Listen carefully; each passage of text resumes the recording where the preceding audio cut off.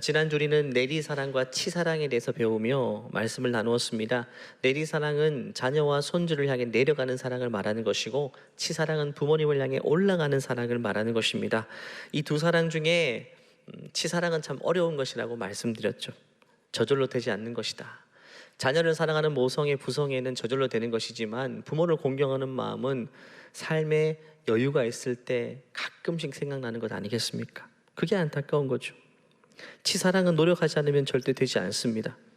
가만히 있고 노력하지 않으면 우리의 사랑은 끊임없이 내려가기만 하지 올라가지를 못해요. 어떤 자원이 있다고 봅시다. 그게 시간적인 자원이든 물질적인 자원이든 그 자원은 끊임없이 자녀에게 내려가기만 할 겁니다. 올라가기는 쉽지 않아요. 100만 원이나 돈이라 있다고 봅시다. 대부분 90만 원 이상은 자녀에게 쓸 겁니다. 학원비, 교육비, 먹는 것. 근데 그 중에 10만 원이라도 부모님에게 올라가는 사랑의 표현은 사실 어려워요. 아마 대부분 다 마찬가지일 것 같아요. 그래서 지난주 우리는 내리사랑보다 치사랑에 더 중요한 무게를 둬야 된다는 말씀을 나누었습니다. 왜냐하면 하나님이 허락하신 복된 가정의 그림을 보면 가장 밑바탕에, 가장 기초에 부모 공경이 있거든요. 부모님을 진실로 공경하는 그 밑바탕 위에 하나님의 복된 가정이 세워지는 것입니다. 저는 우리 지구촌 모든 가족들이 그 누구보다도 부모님을 진실로 공경하여 하나님께 약속된 그 복을 받는 믿음의 가정들 되시기를 간절히 축원합니다. 오늘은 내리사랑에 관한 말씀입니다. 내리사랑은 치사랑에 비해 어렵지 않아요. 저절로 됩니다. 누가 말려도 우린 자녀를 사랑합니다. 근데 한 가지 맹점이 있죠. 저절로 되는 것, 쉬운 것에는 언제나 위험이 도사리고 있다는 겁니다. 중력을 생각해 보십시오. 아래로 내려가는 것은 저절로 됩니다. 아무 힘이 필요 없어요. 하지만 사람은 올라가다가 사고를 당하거나 죽지 않고 내려가다가 떨어지거나 다치고 죽습니다. 저절로 되는 그 방향이 때로는 우리를 위험에 빠뜨리게 되는 것이죠. 내리사랑이 그렇습니다. 쉬운 사랑인 것 같이 보이고 저절로 되는 사랑인 것처럼 보이지만 자칫 방향을 잃어버리게 되면 자녀를 살리기보다 자녀를 숨막히게 하고 자녀의 인생의 걸림돌이 되는 그런 사랑이 될 수 있다는 것입니다. 나는 과연 올바른 방향으로 내리사랑을 하고 있는가? 그것이 오늘 설교의 주제입니다. 성경에는 내리사랑이 잘못된 방향으로 흘러가게 될 때 그 가정에 어떤 비극이 찾아오는지 생생하게 여러 이야기들을 통해 말해주고 있습니다. 그런데 안타깝게도 그 비극의 주인공들이 놀랍게도 하나님의 사람들이었습니다. 신앙이 좋은 부모님들이 그런 안타까운 일에 말려들게 된 것이죠. 첫 번째 얘기가 야곱의 이야기입니다. 야곱은 12아들이 있었습니다. 그런데 그는 숨길 수 없는 사랑의 맹점이 있었는데 편애라는 겁니다. 그 사랑이 균형 있게 흘러가지 못하고 치우쳐서 흘러가게 된 겁니다. 3절 보니까 요셉은 노년에 얻은 아들이므로 이스라엘 야곱을 말합니다. 야곱이 여러 아들들보다 그를 더 사랑함으로 그를 위하여 채색 옷을 지어 입혔다. 채색 옷은 오늘날로 말하면 차원이 다른 선물입니다. 단순한 옷이 아니라 옷의 문제가 아닙니다. 야곱의 마음이 어디 있는지를 상징적으로 보여주는 것인데, 과거에는 휘황찬란한 염료가 없잖아요. 근데 채색 옷은 굉장히 귀한 겁니다. 요즘 말로 말하면 아들이 많은데 한 아들에게 고급 자동차를 선물한 겁니다. 다른 자식들은 뭐가 되겠습니까?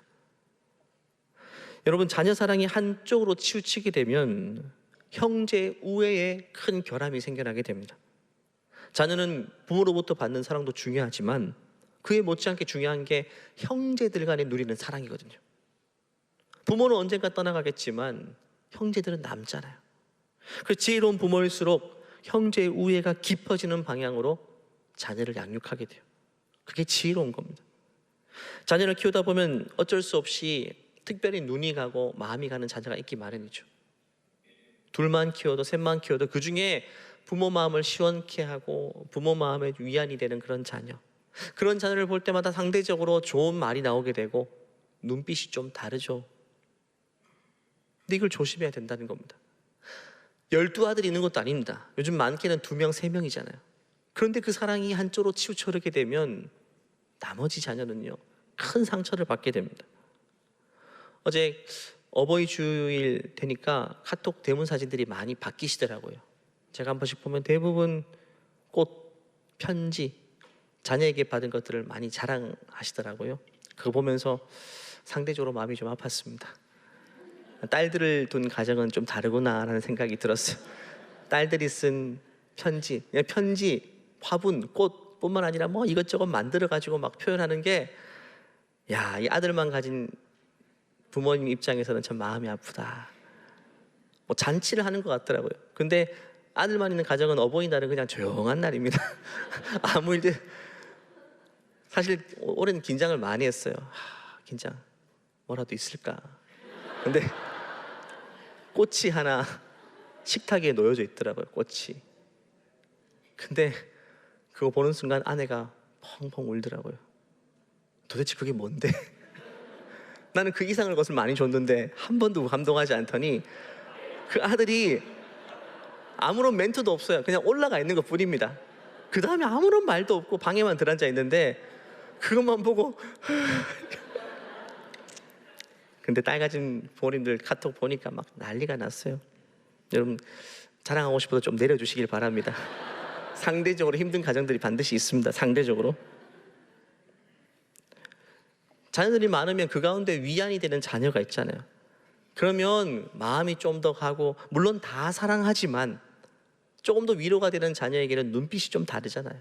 부르는 호칭도 좀 다르고. 그럼 그게 상처가 돼요. 요셉을 편애했을 때 다른 형제들 보십시오. 4절 보니까 그의 형들이 아버지가 형들보다 그를 더 사랑함을 보고, 다 느낀 겁니다. 똑같이 다 느껴요. 자식들도 눈이 있는데 다 느끼죠. 근데 결과가 뭡니까? 그를 미워했다. 누굽니까? 그렇게 편애하는 아버지를 미워한 게 아닙니다. 동생을 미워해 버립니다. 그게 문제인 겁니다. 아버지의 잘못인데 동생이 피해를 입게 되는 거예요. 그래서 그에게 편안하게 말할 수도 없었대요. 형제들 간에 담이 생긴 겁니다. 이건 아버지가 만들어낸 담입니다. 아버지의 편애가 만들어낸 안타까운 장벽이지, 이 장벽은 폭발해 버립니다. 형들은 요셉을 구덩이에 던져버리죠. 그리고 은 20에 상인에게 팝니다. 그리고 아버지가 거짓말하죠. 요셉이 짐승에게 물려 죽었다. 그 소식을 들은 아버지는요, 통곡을 합니다. 34절 보니까 자기 옷을 찢고 굵은 배로 허리를 묶고 오랫동안 그의 아들을 위하여 애통했다. 야곱은 아들을 잃어버리고 통곡을 합니다. 그런데 그 울음은 결국 스스로 자초한 울음 아니겠습니까? 잘못된 내리사랑이 부른 비극을 스스로가 경험한 것입니다. 하나님은 오늘 야곱의 가정을 통해 잘못된 내리상의 한 측면을 우리에게 보여줍니다. 이 스토리를 통해 혹여나 우리에게는 이런 부분이 없는지를 살펴봐야 됩니다. 아이들 예민하거든요. 분명히 알게 돼요. 우리의 마음이 어느 쪽으로 더 흐르는지 말입니다. 모든 지구촌 가족들이 한쪽으로 내려가는 내리사랑이 아닌 균형 있게 내려가는 내리사랑이 되기를 바랍니다. 그래서 부모가 떠나갈지라도 형제들 간에 그렇게 우애 있게 더 돈독하게 지내는 믿음의 복된 가문 되시기를 간절히 축원합니다. 두 번째는 사울 왕 이야기입니다. 사울은 이스라엘 초대 왕이었습니다. 그에게는 아들이 있었는데 요나단이라는 사람. 요나단은요, 참 귀한 아들입니다. 빛이 났어요. 사람들에게 사랑받았습니다. 왜냐하면 용맹했고요, 하나님을 경외했고 배려심도 있었습니다. 누가 봐도 참 좋은 아들을 주신 겁니다.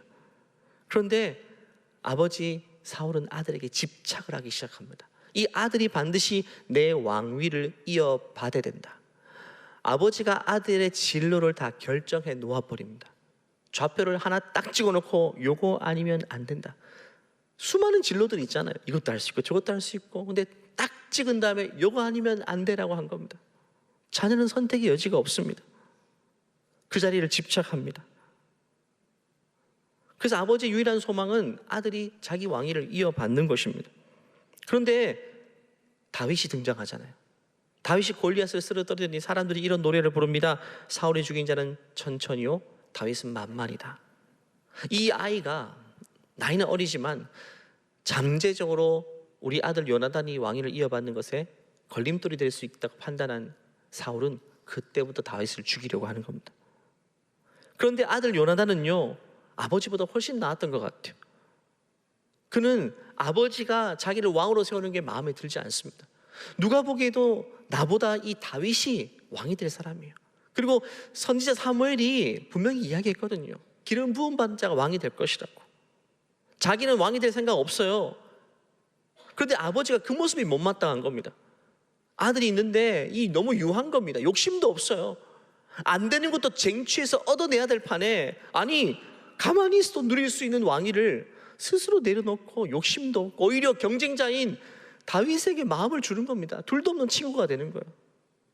그런 모습을 보고 아버지는 아들에게 화를 내게 되는데 입에 담지 못할 욕을 합니다. 사무엘상 20장 30절 같이 읽어볼까요?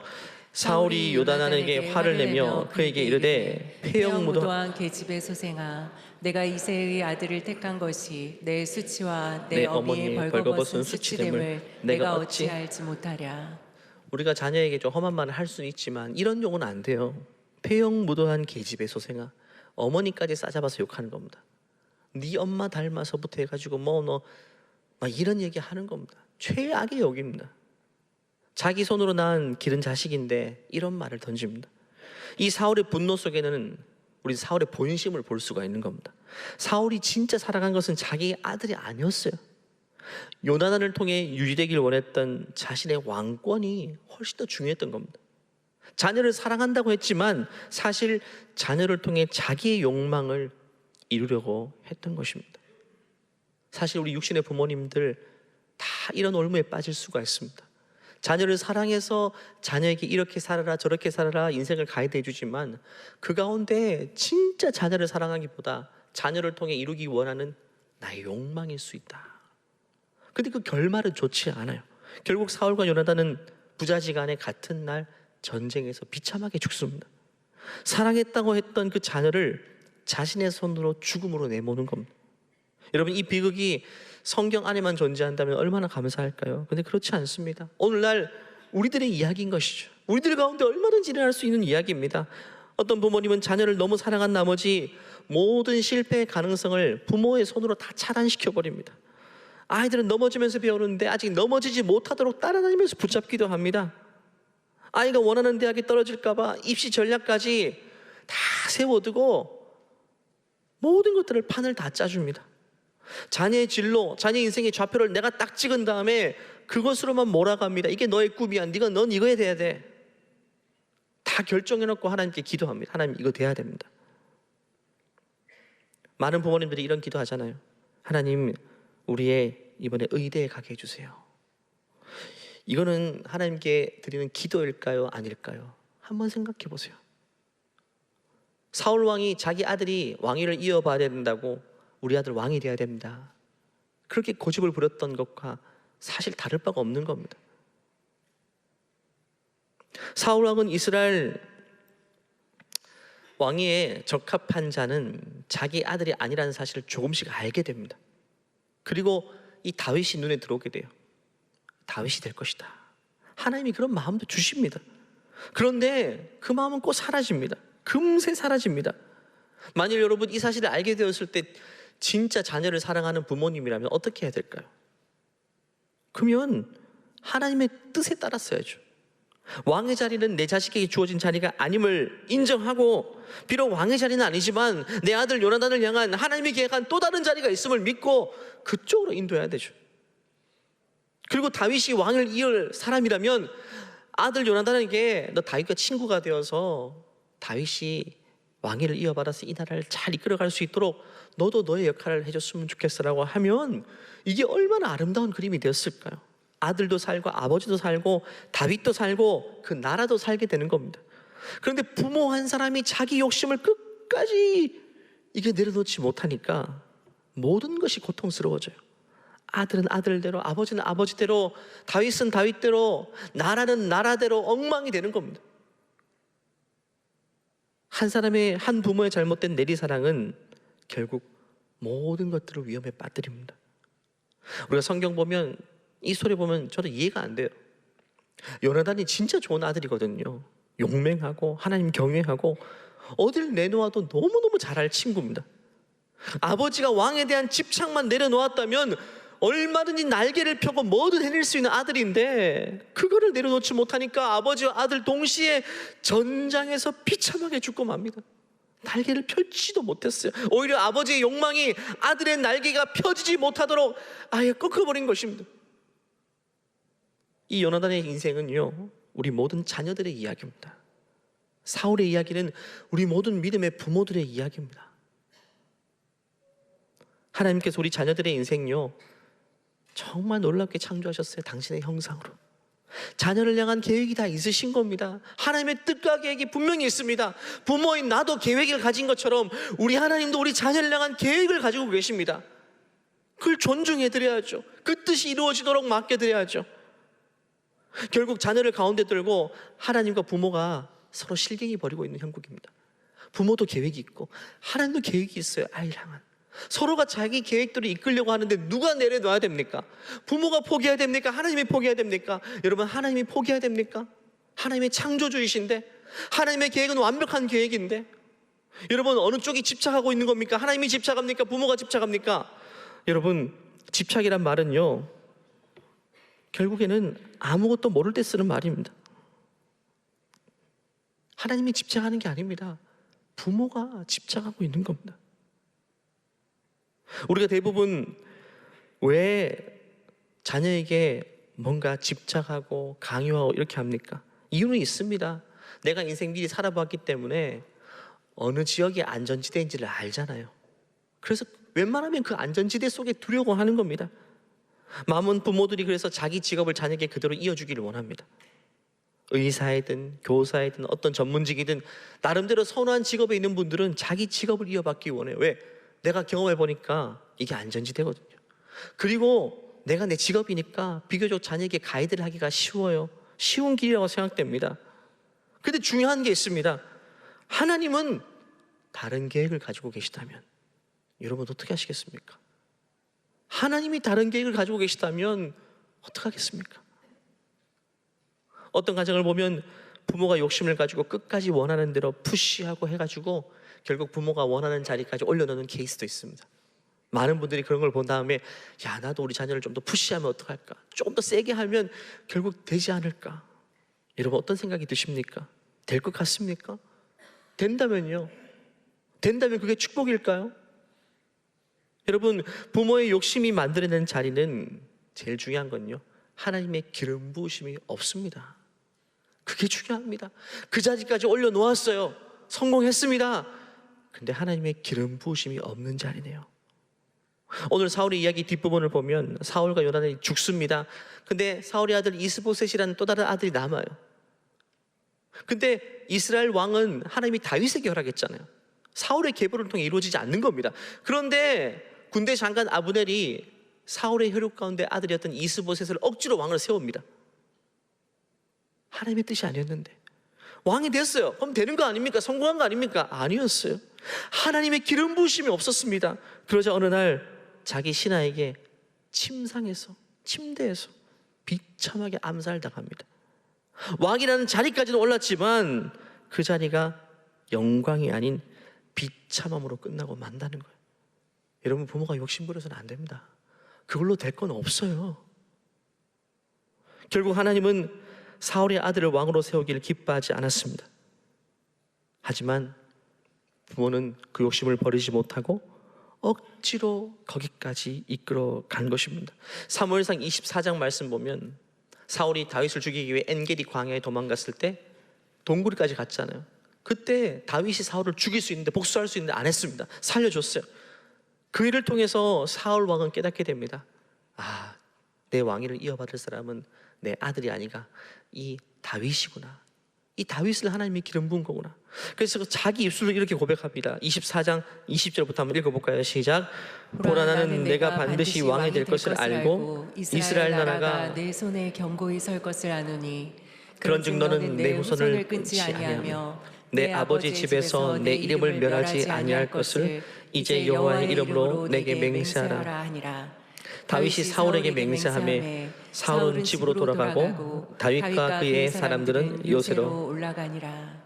사울 왕은 자기 입술로 고백했습니다. 다윗아, 네가 왕이 될 사람이구나. 넌 나중에 우리 집안에 복수하면 안 돼. 약속해. 이렇게까지 했어요. 그럼 된 거 아닙니까? 내려놓은 것처럼 보였어요. 포기한 것처럼 보였습니다. 근데 아니었어요. 다음 날 되니까 또 정신을 차리고 다윗을 죽이러 달려듭니다. 내 아들이 왕이 돼야 돼. 또 이렇게 나오는 겁니다. 이게 부모님의 현실입니다. 날마다 기도하는 자리를 통해 내려놓습니다. 찬송하고 고백하고 기도하지만 다음 날 되면 사람들 살아가는 거 보면 또 생각이 달라져요. 아니야, 더 잡아야 돼, 더 푸시해야 돼, 이곳으로 인도해야 돼, 이것만이 성공하는 길이야. 날마다 그 싸움이에요. 내려놓고 붙잡고 내려놓고 붙잡고. 그렇기 때문에 여러분, 우리는 부모로서 날마다 기도하지 않으면 안 됩니다. 날마다 하나님의 긍휼에 호소하지 않으면 우리는 그 욕심을 절대 내려놓지 못합니다. 그걸 인정해야 돼요. 여러분, 사울 왕도 아들 요나단 두고 기도했을 거예요. 이렇게 기도했을 겁니다. 하나님, 아들 요나단이 왕이 돼야 되는데 왕이 될 생각도 없고 공부도 안 하고 지금 다윗과 어울려 다니고 그렇게 됩니다. 하나님, 제발 정신 차리고 공부 좀 하게 하시고 제발 왕이 될 준비를 좀 하게 하시고 다윗 같은 친구와 가까이 지내지 않게 도와주세요라고 기도했겠죠. 근데 그 기도가 하나님 들으시기에 어떤 기도였을까요? 어린아이같이 미숙한 기도였죠. 오히려 요나단은 달랐습니다. 아들 요나단이 더 성숙한 기도를 했습니다. 하나님, 이 다윗에게 기름을 부으셔서 감사합니다. 저는 왕위에 관심이 없어요. 하나님의 뜻이 아니니까요. 하지만 이 다윗이 왕위를 이어받아 이스라엘 나라를 잘 다스리게 도와주시고 더불어 우리 아버지가 나에 대한 좀 욕망을 좀 내려놓게 도와주세요. 자녀가 오히려 더 성숙한 기도를 했다는 게 참 중요합니다. 여러분, 다시 한번 말씀드리고 싶습니다. 우리 모든 믿음의 자녀들은 하나님께서 계획을 가지고 이끌어 가십니다. 믿으시죠, 여러분? 우리도 계획이 있는 것처럼 하나님도 계획이 있으십니다. 반드시 그렇습니다. 감사하게도 성경은요, 잘못된 내리사랑의 예만 보여주는 게 아니라 좋은 예도 보여줍니다. 대표적으로 한나 같은 여인 보십시오. 내려놓음의 끝판왕이라고 할 수 있습니다. 그는 아들을 달라고 간절히 기도했지만 동시에 그 아들을 하나님께 바치겠다고 선언합니다. 말은 그렇게 해도 쉽지 않거든요. 애가 태어나고 너무 이쁘니까 이게 안 되겠는 거예요. 그래도 그는 날마다 기도한 겁니다. 날마다 내려놓은 겁니다. 한 번 그렇게 한 게 아니라 매 순간 날마다 내려놓습니다. 또 내려놓습니다. 성전에 바칩니다. 1년에 한 번씩 찾아가서 옷을 해입고 가져갑니다. 아이가 1년 동안 자라난 걸 보면서 너무 예쁘잖아요. 너무 예쁘잖아요. 그때마다 또 데려오고 싶지만 그게 아니란 걸 알고 또 내려놓고 또 내려놓고 또 움켜쥐고 있는 걸 내려놓습니다. 결국 그랬더니 사무엘은요, 주의 품 안에서 하나님의 손 안에서 너무 아름답게 크고 하나님의 계획하신 바를 따라 이스라엘을 구원하는 영웅 사무엘 선지자가 된 것입니다. 오늘 이 스토리를 통해서 하나님은 우리 믿음의 자녀를 다시금 바라보기를 원하십니다. 하나님의 뜻과 계획을 앞세우는 부모가 되자고 말씀하십니다. 얼마든지 욕심이 생길 수 있지만 부모는 늘 내려놓는 연습을 해야 됨을 우리에게 말씀해 주십니다. 오늘 이 말씀을 통해 저를 포함한 우리 모든 부모님 세대들이 다시금 깨닫고 결단하기를 소원합니다. 다시 말하지만 자녀는 하나님의 소유입니다. 믿으시죠, 여러분? 하나님께로부터 온 존재입니다. 그렇기 때문에 하나님의 뜻하신 바가 자녀의 인생 가운데 이루어져야 되는 겁니다. 그게 진짜 복된 것입니다. 부모의 뜻이 이루어져도 그건 재앙입니다. 하지만 하나님의 뜻이 자녀 가운데 이루어지면 그것보다 복된 것은 없는 것입니다. 그걸 두고 우리는 기도해야 되는 것이죠. 끝으로 가장 바람직한 내리사랑은 어떤 모습일까요? 그건 자녀로 하여금 영원토록 하나님과 동행하게 하는 것입니다. 내가 움켜쥐고 있는 것이 아니라 자녀에게 늘 그 이야기를 해야 돼요. 너는 하나님께로부터 나이야. 너의 주인은 하나님이야. 아버지는 떠나가겠지만, 나는 떠나가지만 하나님은 영원히 너를 떠나지 않고 영원히 너와 동행하시는 분이야. 이 사실을 귓속말로 기도할 때마다 계속 들려주셔야 돼요. 귀에 딱지가 앉을 정도로 진실된 고백으로 말입니다. 그리고 실제로 그렇게 살아가는 모습을 보여줄 수가 있어야 됩니다. 부모가 하나님과 즐겁게 동행하는 그 모습을 보여주는 것만이 정말 자녀가 일평생 주님의 길을 가는데 훌륭한 믿음의 유산이 되는 것입니다. 근데 안타까운 현실이 있습니다. 제가 청년부 지도하면서 믿음 생활 잘하다가 갑자기 탁 돌아서고 발길을 끄는 아이들이 있어요. 나 하나님 안 믿어요. 공통점이 뭐냐 하면 하나님에 대해서 잘못 배웠습니다. 하나님에 대해서 전혀 잘못 알고 있었어요. 부모가 자녀에게 신앙을 보여줄 때에 성공의 하나님만 자녀에게 보여줬다면 결국 그렇게 되는 겁니다. 기도하면 응답해 주시고 헌신하면 축복받고 믿으면 형통하게 되는 그 하나님의 한쪽만의 모습을 보여주면 아이들이 인생 살면서 실패를 경험할 수도 있고 기도한 바가 이루어지지 않을 수도 있잖아요. 그럴 때 하나님이 증명이 되지 않는 겁니다. 성공의 하나님만 믿고 자란 자녀는요, 실패의 순간에 하나님을 더 이상 붙잡지를 못해요. 믿음이 흔들리는 정도가 아니라 믿음이 뿌리 뽑혀버립니다. 왜냐하면 자녀가 알고 있던 하나님은 좋은 날에만 존재하는 하나님이었거든요. 고난이 찾아온 순간 그 이상 하나님은 더 이상 증명이 되지 않는 겁니다. 부모가 자녀에게 보여준 하나님이 너무 작은 하나님이었습니다. 잘못된 하나님과 동행했던 것입니다. 여러분, 그렇기 때문에 부모가 실패한 그 순간, 넘어진 그 순간, 아픔을 겪는 그 순간이 자녀에게 가장 중요한 신앙 교육의 현장이 됩니다. 잘 될 때는 다 하나님 찬양하고 난리가 나죠. 그거 말고요, 내 뜻대로 되지 않고 어려움을 겪는 그 순간의 고백, 그게 자녀에게 중요한 신앙 고백이 됩니다. 그 자녀는 부모의 성공 스토리보다 부모의 실패 스토리를 더 선명하게 기억합니다. 그 순간에 부모가 어떻게 반응했는지.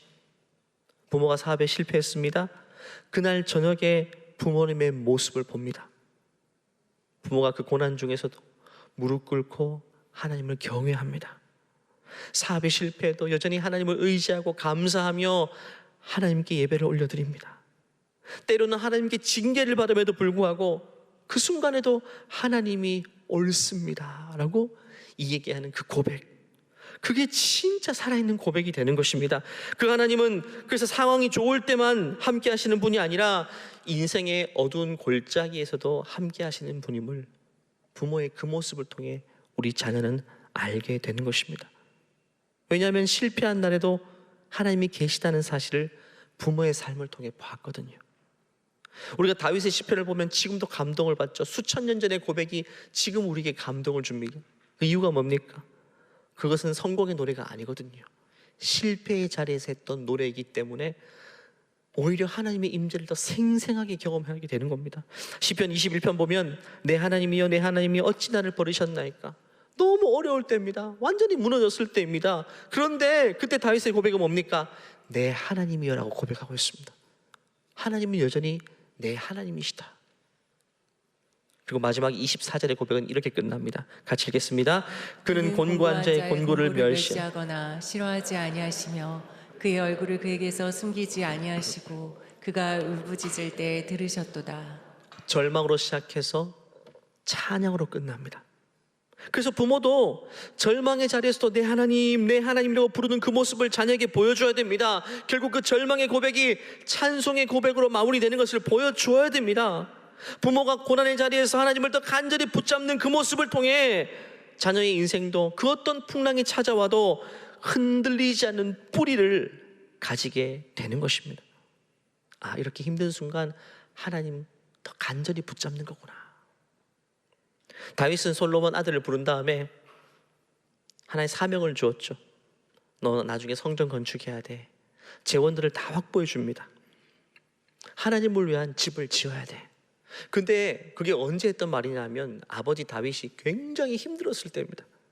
아들 압살롬에게 추격을 당해서 거의 왕위를 잃을 뻔하다가 겨우 돌아왔던, 진짜 고생하다가 죽을 뻔하다가 하나님을 향해 원망이 나올 법한데 오히려 하나님을 향한 집을 지으려고 합니다.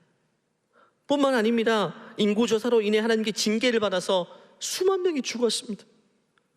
그걸 목격한 직후에 이런 고백을 하는 겁니다. 하나님이 원망스러울 법도 한데 그럼에도 불구하고 아들을 부른 다음에 내가 다 준비해 놓을 테니까 우리의 집은 있잖아. 근데 하나님의 집이 없어. 하나님을 위한 성전을 지어야 돼. 여러분, 실패의 자리에서, 징계받는 자리에서 오히려 하나님을 경외하는 마음이 고백이 되고 있습니다. 아들 솔로몬은 그 모습을 보며 하나님을 경외한다는 것이 어떤 일인지를 보게 되는 것입니다. 아버지 다윗이 가장 찬란하게 빛나던 시절을 했던 그 고백이 아닌 가장 무너졌던 날의 그 고백이 아들의 심장에 오히려 깊이 새겨지게 된 것입니다. 말씀을 마무리합니다. 요한복음 17장 말씀 보니까 아버지께서 나를 세상에 보내신 것 같이 나도 그들을 세상에 보내었다. 하나님 이야기입니다. 하나님에게는 독생자가 있었습니다. 예수님이었죠. 독생자, 독자를 이렇게 품에 안고 키우셔야 되는데 세상에 보내셨습니다. 왜? 그게 사명이니까. 움켜쥐는 사랑이 아닙니다. 붙잡는 사랑이 아니었습니다. 하나님이 찍어 놓으신 그 좌표를 향해 자녀를 보내는 사랑이었습니다. 자녀가 여러분 내 품을 떠나도 좋습니다. 내 뜻대로 살지 않아도 괜찮습니다. 왜냐하면 하나님의 뜻대로 살면 되는 겁니다. 자녀가 내 계획을 벗어나도 괜찮습니다. 하나님의 더 큰 계획 안에 있으면 얼마든지 괜찮은 것입니다. 이 가운데 자녀가 내 계획을 조금만 벗어났더라도 몸서리치게 불안해하는 분도 계실 겁니다. 괜찮아요. 여전히 하나님의 계획 안에 있다는 사실입니다. 여러분. 내 계획만 벗어났을 뿐인 것이죠. 우리가 대부분 자녀가 안전지대에 있기를 원합니다. 그래서 내가 안전지대 좌표를 몇 개 찍어놓고 요 몇 개 중에 하나가 되기를 원하잖아요. 그건 하나님의 뜻이 아닙니다. 우리 자녀를 향한 하나님의 뜻이요, 저 멀리 찍혀있는 좌표일 수 있습니다. 그 좌표를 가기 위해서는 광야를 통과해 머나먼 험난한 여정이 기다리고 있을 수도 있습니다. 하지만 그것이 우리 자녀를 향한 하나님의 원대한 계획이라면 광야를 통과하게 해야 되죠. 험난한 여정을 거치게 해야 되는 것입니다.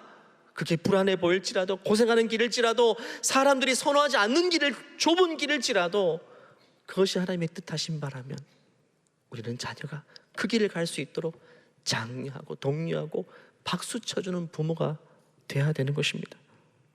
잠언 22장 6절은 이렇게 하죠. 마땅히 행할 길을 아이에게 가르치라.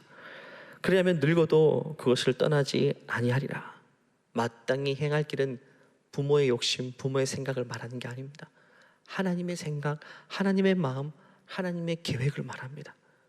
그것을 우리 아이들이 깨닫게 된다면 영원히 주의 뜻을 벗어나지 않고 주의 은혜 가운데 주님께 존귀하게 쓰임받는 인생으로 살게 될 것입니다. 오늘 이 말씀 앞에 우리 모든 지구촌 부모 세대들이요, 다시 한번 말씀 앞에 반응했으면 좋겠습니다. 그리고 내가 움켜쥐고 있던 손 내려놓고, 내 욕심 좀 내려놓고 우리 자녀를 향한 주님의 뜻이 이루어질 수 있도록 주님께 올려드리는 우리 모든 부모 세대들 되기를 간절히 축원합니다. 다 같이 일어나서 이 고백 주님께 올려드리겠습니다. 주님께 기도할까요? 다시 한번 우리 입술로 고백하십시오. 하나님, 내 자녀를 향한 하나님의 놀라운 계획이 있음을 믿습니다. 나도 자녀를 향한 계획이 있는 것처럼 하나님도 우리 자녀를 향한 더 원대한 계획이 있음을 믿습니다. 지금까지 그 하나님의 뜻을 무시하고 부모인 내 생각과 내 계획을 고집했던 것들을 이 시간 회개하오니 하나님, 우리 자녀를 향한 주의 뜻이 이루어지게 하여 주시옵소서.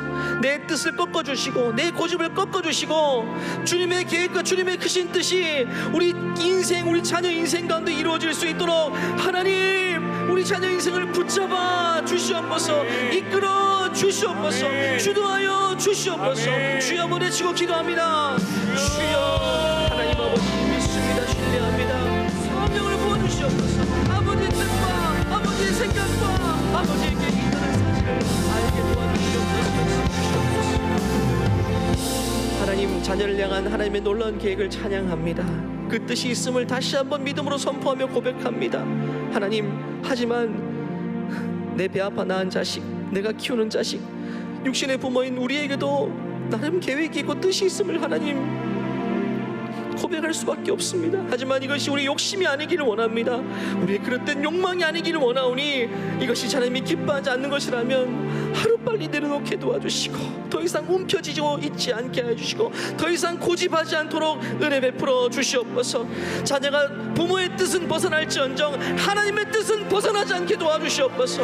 자, 부모의 계획에는 벗어날지 모르겠지만 하나님의 계획 안에는 머물러 있을 수 있도록 하나님 은혜 베풀어 주시옵소서. 우리 자녀를 향한 주님의 원대한 계획이 이루어질 수 있도록 부모로서 잘 서포트할 수 있도록 저러나 오르나 치우치지 않도록 우리 모든 부모 세대에게 은총 베풀어 주시옵소서. 감사드리며 우리 주 예수 그리스도의 이름으로 기도하옵나이다.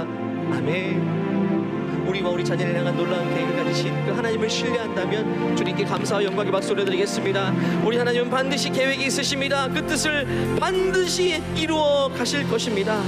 이 시간 마지막으로 그의 생각 찬양할 텐데요. 우리 이 자리에 없지만 우리 자녀를 생각하면서 자녀를 향한 하나님의 놀라운 생각, 놀라운 계획이 이렇게 위대하다는 사실을 우리 입술을 통해서 고백하며 예배를 마칩니다. 하나님은 너를 만드신 분, 너를 가장 많이 알고 계시며, 하나님은 너를 만드신 분, 너를 가장 깊이 이해하신단다. 하나님은 너를 지키시는 분, 너를 절대 포기하지 않으며, 하나님은 너를 지키시는 분, 너를 쉬지 않고 지켜보신단다. 그의 생각 셀 수 없습니다. 셀 수 없고, 그의 잠이 무궁하며 그의 잠이 무궁하며, 그의 성실 날마다 새롭고, 그의 사랑 끝이 우리 두 손 들고 고백할까요? 우리 자녀를 향한 하나님의 생각을 셀 수 없습니다. 그의 생각 셀 수 없고, 하나님의 자녀는 무궁합니다. 잠이 무궁하며, 우리 하나님은 성실하십니다. 그의 성실 날마다 새롭고, 그의 사랑 끝이 없단다. 이제는 우리 주 예수 그리스도의 은혜와 하나님의 극진하신 사랑과 그 사랑을 알게 하시는 성령님의 감화 감동 교통하심이 이제는 자녀를 향한 내 뜻과 내 계획을 과감하게 내려놓고 주의 뜻이 이루어지기를 간절히 소원하는 그 믿음의 부모 세대들을 머리 위에, 또 우리 부모님 밑에서 자라나고 있는 다음 세대 우리 자녀들의 인생 위에 이제로부터 영원토록 함께 하시기를 간절히 축원하옵나이다. 아멘.